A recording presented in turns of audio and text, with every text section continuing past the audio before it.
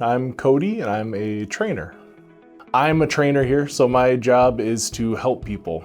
The first few weeks especially as they get here, the goal is to have a person that they can go to when they're initially on the job. Those first few weeks can be kind of intimidating for a lot of people, so the goal is to have someone that they can go to, ask questions, and get some help.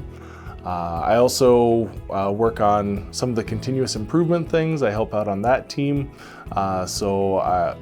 Things like updating procedures as they come along, when they get outdated, and just kind of making sure things run smoothly like that. I think my favorite thing is just getting to help people.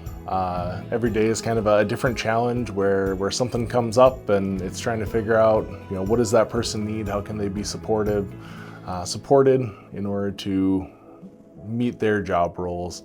I really like that aspect of my job. The thing that I hear a lot is that we do a really good job of supporting people as they're starting in their role. And so I think that's something that when you start a new role, it's really intimidating. And so being able to get that support and have people there that care whether you succeed or not in your job is a huge draw that I think we have an advantage in.